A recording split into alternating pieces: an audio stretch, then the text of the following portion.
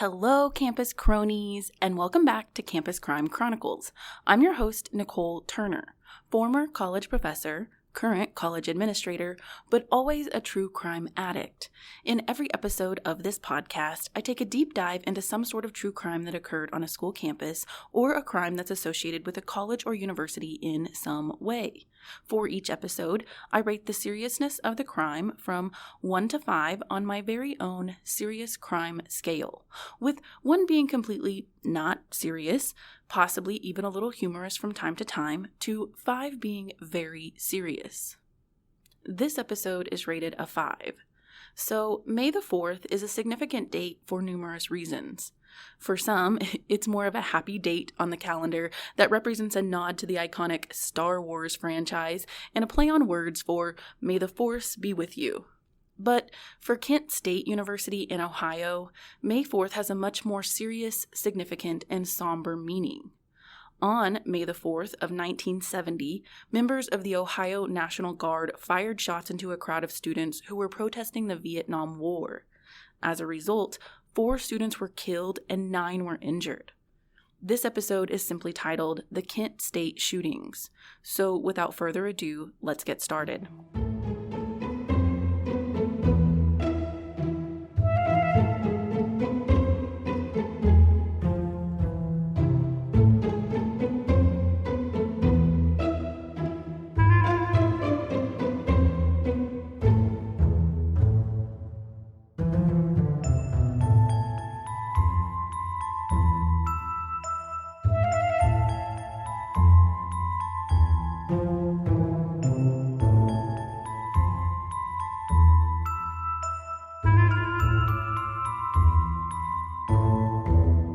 Though the story I am going to tell you today specifically took place on May 4th, 1970, I need to first set the scene and describe the atmosphere and climate, particularly among college students at the time. Richard Nixon was the president, and he had just been elected in November of 1968. As part of his campaign for election, Nixon had promised to bring an end to the Vietnam War. While the U.S. involvement appeared to be winding down at first, the U.S. invaded Cambodia in April of 1970, in turn doing the opposite of what Nixon had promised and ultimately prolonging, or more like widening, the Vietnam War. Nixon officially announced this decision on television on April 30th, 1970, and the next day, on Friday, May 1st, anti-war sentiment began ringing out across the country on numerous college campuses, sparking intense protests and rallies. I do want to take a minute and point out that these protests and rallies were usually peaceful. According to Ohio History Central, they typically included the burning of draft cards, peaceful marches. Sometimes U.S. citizens would flee to Canada to avoid the draft, and some even remained in college, which also sometimes prevented being drafted. At Kent State, specifically, an anti-war rally was held at noon on May 1st, 1970, and it was held on the Commons, which was a large, grassy, park-like area in the middle of campus that was often a site for various types of student rallies and demonstrations, like the one they were having that day. During the rally on May 1st, students ignited fiery speeches against both the war and the Nixon administration, and according to the Kent State website, rally attendees even buried a copy of the U.S. Constitution to symbolize their beliefs that the Constitution had been murdered because Congress had never officially declared war. At the conclusion of the rally on May 1st, which was overall quite peaceful, attendees called for an additional rally to be held at noon on Monday, May 4th. So it was just over the weekend. So they had the one on Friday, May 1st, and then they were calling for another one on the following Monday. However, the rally from May 1st, that Friday, extended beyond just the campus of Kent State University. According to a 2020 50th anniversary story on CNN.com, students began peaceful protests in the streets of downtown Kent, near several bars and nightlife establishments. But those protests soon turned into violent confrontations between the demonstrators of the protests and local police. The Kent State website notes that, quote, bonfires were built in the streets of downtown Kent. Cars were stopped, police cars were hit with bottles, and some store windows were broken. The entire Kent police force was called to duty, as well as officers from the county and surrounding communities, end quote. As a result, the mayor of Kent, Ohio at the time, Leroy Satrum, declared a state of emergency, and he ended up contacting the Ohio governor's office for assistance, as well as made an executive decision to close down all the bars in an attempt to reduce alcohol consumption. The bars closing early, though, only angered the protesters more and increased the size of the crowd. Eventually, however, law enforcement was able to get a handle on the crowd after using tear gas that forced people to disperse from downtown and head back toward the campus of Kent State. The downtown scene was officially cleared and calmed and quieted by about 2:30 a.m. The next day, on Saturday, May 2nd, Mayor Satrum asked the governor to send the Ohio National Guard to Kent. Sources say the mayor made this decision after meeting with city officials and ultimately fearing that local law enforcement would not be able to adequately handle the potential disturbances, particularly after the chaos that had ensued in downtown Kent the night before. The mayor officially made the request at 5 p.m. on May 2nd, and by 10 p.m. that night, just 5 hours later, the Ohio National Guard had arrived to the campus of Kent State University. But when they did arrive, they discovered a quite tumultuous scene. On campus, adjacent to the Commons area, sat a wooden building which housed the Army Reserve Officer Training Corps, or ROTC, at Kent State. The Ohio National Guard found it ablaze with over 1,000 protesters surrounding the building. Now, there is some controversy regarding how the fire actually started in the first place, but it was highly speculated that radical protesters ignited the blaze, which ultimately caused the building to burn to the ground. It is believed that protesters started the fire, particularly because some tried to interfere with the firefighters' efforts to extinguish it. And by interfere, I mean some sliced the hoses that firefighters were using to spray water on the fire. Plus, many of the protesters were cheering on the fire as it engulfed the building. Needless to say, there was a lot of confrontation going on between the protesters on campus and members of the Ohio National Guard, which resulted in more tear gas and numerous arrests. By Sunday, May 3, 1970, nearly 1,000 National Guardsmen had filled the campus of Kent State, which made the college look a lot like a military war zone. Regardless, though, many students did speak with the members of the National Guard, and they did so quite amicably, according to the Kent State website. But that changed when the governor of Ohio at the time, James Rhodes, spoke at a press conference on campus. During the press conference, Governor Rhodes made some disturbing comments directed toward the protesters. He publicly proclaimed that the protesters were being unpatriotic, and he said, quote, "They're the worst type of people that we harbor in America. I think that we're up against the strongest, well-trained, militant, revolutionary group that has ever assembled in America." End quote. Also, at the press conference, Governor Rhodes announced that he planned to seek a court order declaring a state of emergency. Though he never followed through with that declaration, the damage had been done. People took him at his word, and they were under the impression that a state of martial law was being declared, meaning it was assumed that the National Guard would take control of the campus rather than the university leaders and administration. Also, from that point on, the governor declared that all rallies on campus were banned. This, of course, enraged the protesters even more, and once again, according to the Kent State website, quote, "Rocks, tear gas, and arrests characterized a tense campus," end quote. So that brings us to the day of the massacre, as some have called it, on Monday, May 4th, 1970. That morning, before the rally was scheduled to start at noon, university officials attempted to inform the campus that the rally was prohibited. In efforts to do this, they printed and distributed 12,000 leaflets informing students that all rallies, including the one that day, were prohibited as long as the National Guard was in control of the campus. Regardless, though, students either completely ignored the warning or didn't get the warning, and a crowd began to gather in the Commons area by 11 a.m. that day. By noon, the crowd had grown to nearly 3,000 people, a mix of students and community members. According to the official History Channel YouTube channel, 500 of the 3,000 people were protesting, 1,000 were cheering the protesters on, and 1,500 were watching the protests as spectators.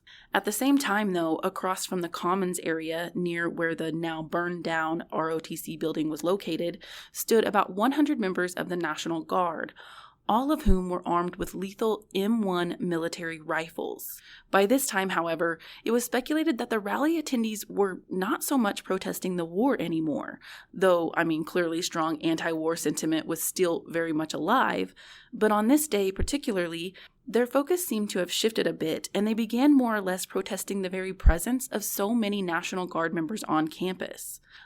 Seriously, this situation called for that many soldiers?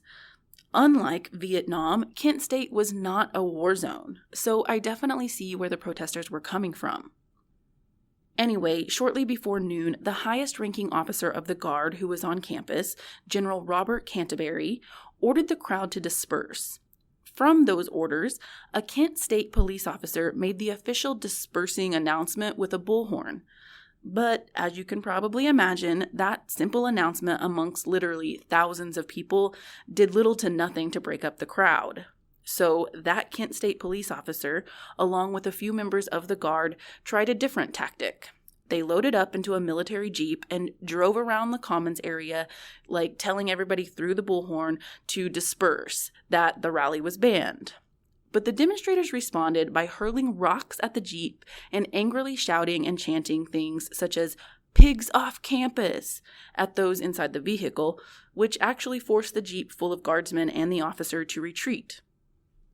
Next, General Canterbury ordered the Guard to get their weapons ready, to get them locked and loaded. Meanwhile, they began launching tear gas canisters into sections of the crowd as other members of the Guard marched across the Commons area in effort to clear out the demonstrators. These efforts did not shut down the rally, though, and instead, many demonstrators headed up a steep hill on campus, known as Blanket Hill, and then they made their way down the other side into the parking lot of Prentice Hall, and they gathered on a practice football field that was adjoined to that parking lot. As students did this, many of the guardsmen followed the students onto the field, but they ended up being kind of trapped when they did get onto the field because of a fence that enclosed it. The guardsmen remained on the practice field for about 10 minutes or so before they had had enough. The Kent State website notes that the rock throwing and angry shouting had reached its peak at this point, and several members of the Guard could be seen huddling together to shield themselves from the flying rocks and angered crowd, while other guardsmen knelt down and pointed their weapons. But it is important to point out that no shots were fired at this time. Not yet, anyway. Eventually, guardsmen on the field began retracting and retracing their steps as they headed back up Blanket Hill toward the other side. But as they arrived atop the hill, 28 or 29 sources vary, but at least 28 of the 70 or so members of the Guard suddenly turned around and began firing their weapons. Remember, they were M1 rifles, deadly M1 rifles. Many fired into the air or the ground, but a few of them, unfortunately, fired directly into the crowd. In total, between 61 and 67 shots were fired in a 13-second time span. If that doesn't say war mentality, then I don't know what does.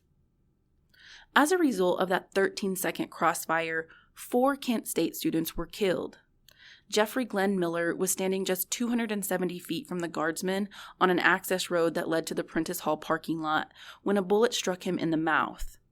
Allison B. Krause was standing in the Prentice Hall parking lot, 330 feet from the Guard members, as she was shot on the left side of her body.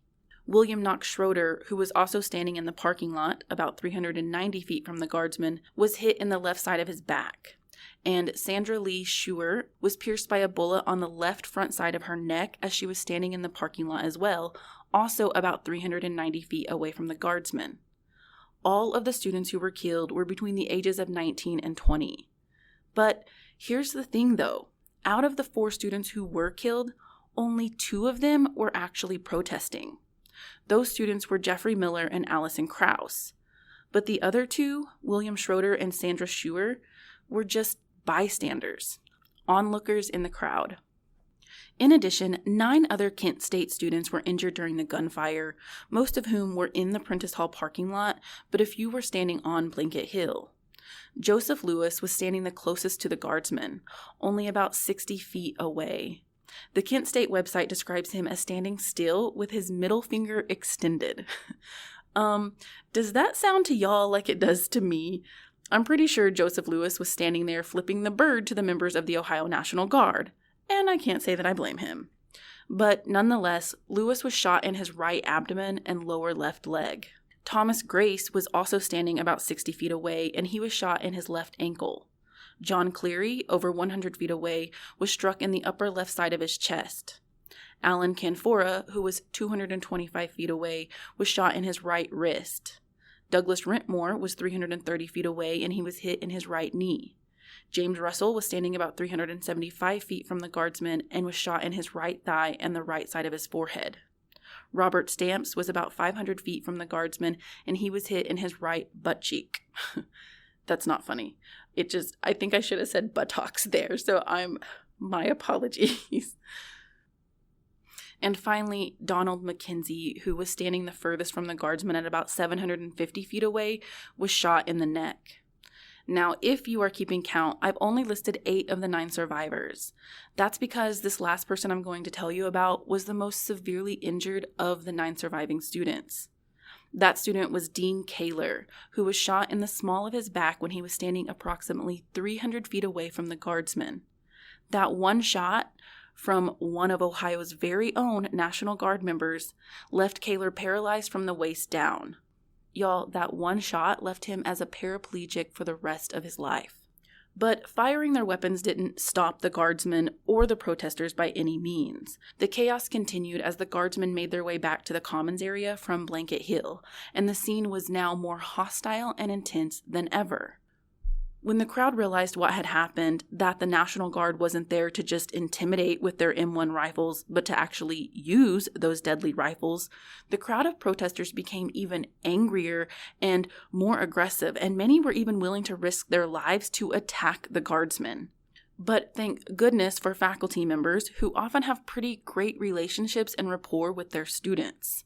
Because several faculty marshals, led by Professor Glenn Franks, pleaded with the National Guard members to let them talk with the protesters, let them talk with their own students. And then on the other side of that, the faculty also begged their students to not risk their lives any longer. After about 20 minutes of this intense emotional pleading, the faculty marshals were able to convince the students to vacate the Commons. As ambulances and emergency vehicles made their way to campus to aid the injured students, Kent State President Robert White ordered the immediate closing of the university for the remainder of the day. But if you think the university opened back up for business and classes the next day, you'd be wrong. It actually remained closed for 6 weeks after the Portage County prosecutor, Ronald Kane, ordered that the university be closed indefinitely under an injunction from a common pleas judge. According to the Kent State website, the university didn't open back up for in-person classes until the summer of 1970. Yes, I said in-person. You see, the students attending Kent State in the spring of 1970 still needed to finish the semester somehow, and some were even slated to graduate that very spring. So Kent State did what I'm pretty sure no college had ever done up until that point. Faculty members began teaching and engaging in educational activities through the mail. Yes, snail mail, but they also held some off-campus meetings as well. Apparently, the faculty at Kent State were the real MVPs in the aftermath of the tragic situation because they were left to help pick up the pieces. They came to the students' aid and went above and beyond to ensure their students received the guaranteed education that they had paid for. The Kent State website documents that faculty had to figure out a way to finish off the quarter with as much academic integrity as possible. So, students were advised to study independently at home or wherever they were until they were personally contacted by their professors. While some faculty assigned final papers as a completion of the courses, others lectured in churches and homes in both Kent and surrounding communities. One chemistry professor even had his graduate students make films of laboratory sessions, and the films were mailed to the students in the class to watch. Mind you, this was all before smartphones, y'all, and digital recording devices. So just imagine how much effort that really took. Also, faculty offered to talk with and help counsel students about the shootings, which helped the faculty in healing as much as it did the students. And I can only imagine how much this whole tragic event really did shake the whole university, community, all of it to its core. So now I want to talk about all the major whys of this story. First off, why were so many college students across the country so outraged about the war?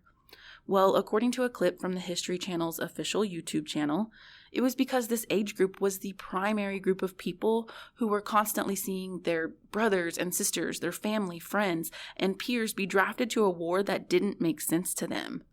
Plus, an article from Ohio History Central noted that college deferments had recently ended, which means most college students had previously been exempted from the draft and service in Vietnam, but that rule or law or whatever had been thrown out, causing college students to protest the war more than ever before.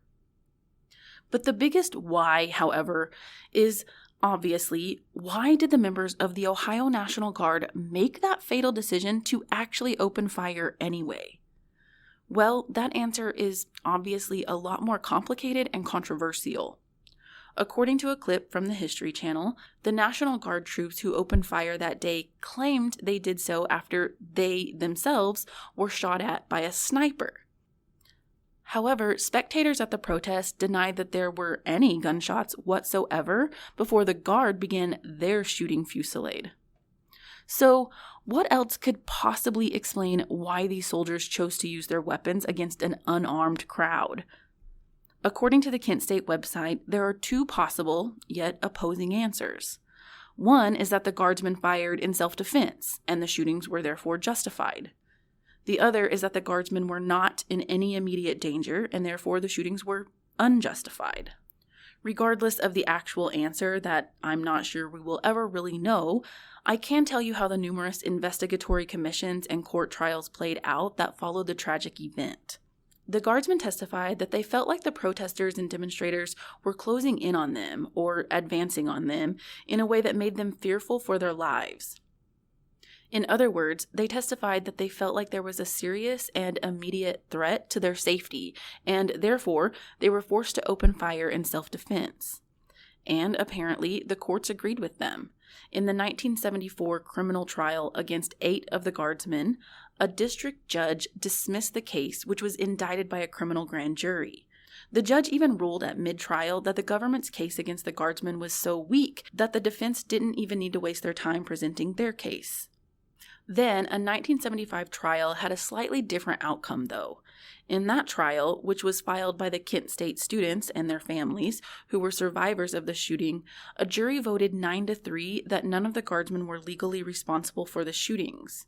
However, this decision was later appealed, and the Sixth Circuit Court of Appeals ruled for a new trial due to the improper handling of a threat to a jury member, though I couldn't find what that threat entailed or any details of that.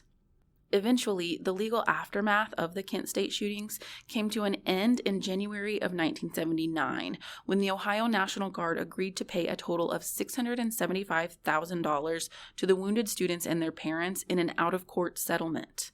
But the money was not actually paid by the National Guard. Rather, it was paid by the state of Ohio. The total amount was estimated by the state for what it would cost to go to another trial. And they wanted to avoid that, so they paid the money. As part of the settlement, though, the Ohio National Guard submitted a statement, which came across as more of a declaration of regret than an apology or any type of admission of wrongdoing. That statement read, "In retrospect, the tragedy of May 4th, 1970 should not have occurred. The students may have believed that they were right in continuing their mass protest in response to the Cambodian invasion, even though this protest followed the posting and reading by the university of an order to ban rallies and an order to disperse. These orders have since been determined by the Sixth Circuit Court of Appeals to have been lawful. Some of the Guardsmen on Blanket Hill, fearful and anxious from prior events, may have believed in their own minds that their lives were in danger. Hindsight suggests that another method would have resolved the confrontation. Better ways must be found to deal with such a confrontation. We devoutly wish that a means had been found to avoid the May 4th events culminating in the Guard shootings and the irreversible deaths and injuries. We deeply regret those events and are profoundly saddened by the deaths of the 4 students and the wounding of 9 others, which resulted. We hope that the agreement to end the litigation will help to assuage the tragic memories regarding that sad day." Now, although it has never been officially proven, some authors have theorized that while those group of National Guard soldiers were huddled together on the practice football field, remember we had talked about how some of them were huddled together, as, they were dodging tear gas canisters and rocks flying at them, they conspired and came up with a plan to fire their weapons when they reached the top of Blanket Hill. This theory was speculated in several publications, including Joseph Kellner's and James Moonves' book, The Kent State Cover-Up, which was released in 1980, as well as Isidore Feinstein Stone's 1971 book titled The Killings at Kent State, How Murder Went Unpunished, and Peter Davies' book titled The Truth About Kent State, A Challenge to the American Conscience.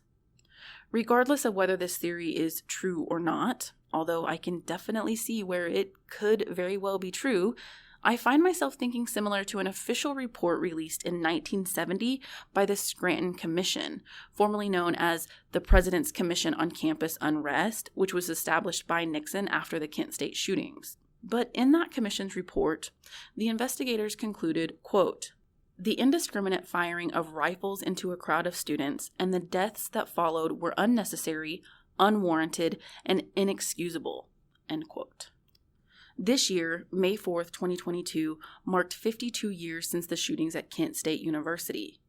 To this day, the shootings continue to embody a significant symbolism of a great American tragedy to occur at the peak of the Vietnam War period, a time when the nation found itself starkly divided between political lines.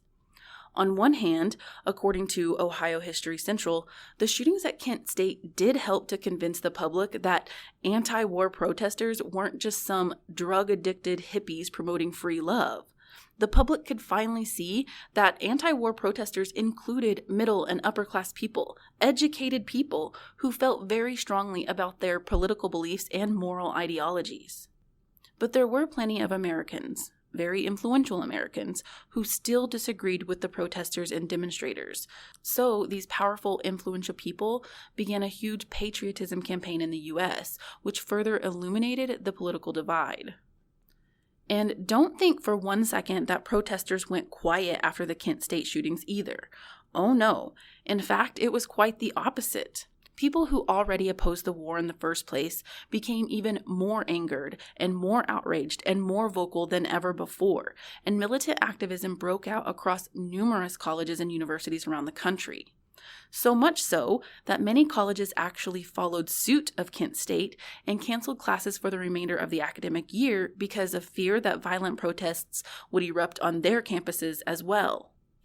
On May 9th, 1970, just 5 days after the shootings at Kent State, approximately 100,000 protesters gathered in front of the White House in Washington, D.C. to demonstrate not only their anti-war feelings, but also, now, their feelings about anti-college shootings by America's own. But, unfortunately, their demonstrative efforts weren't heard loud enough, or at all, for that matter. Because just 11 days after the Kent State shootings, and less than a week after the protest at the White House, tragedy struck another American college. On May 15, 1970, city and state police opened fire on a group of students at Jackson State College, now Jackson State University, in Jackson, Mississippi. As a result, 2 students were killed and 12 were injured. And that, my true crime family, is what the next episode of Campus Crime Chronicles will cover: the shootings at Jackson State. No, it's not necessarily a part 2 of this episode because it will be its own story. It'll have its own title because it deserves to be a story in and of itself. Plus, listeners won't necessarily have to listen to both episodes in order to understand the stories individually. It's more like if you listen to this one before the next one, it might just add a little more context to the overwhelmingly large picture of anti-war sentiments and civil unrest at the time. So, until then, that officially brings us to the end of Chronicle 31. As always, be sure to check out this podcast on social media where I always post photos associated with each case and episode. You can find me at Campus Crime Podcast on Instagram and Campus Crime Chronicles on Facebook. Or if you want to request a specific case or story, or just even drop a line and say hi, you can email me at campuscrimepodcast@gmail.com. Also, as I've been announcing in the last few episodes, I officially have a TikTok. I've been posting content on there for a few weeks now, and a lot includes campus crime stories you have never heard of. So go check out my TikTok. Okay, well that's all for today, so bye for now. Campus Crime Chronicles is researched, written, and recorded by me, Nicole Turner, and it's edited and produced by Giari Gassaway. The cover art and logos for this podcast were designed by Brady Burns. Tune in again in 2 weeks for the next Chronicle.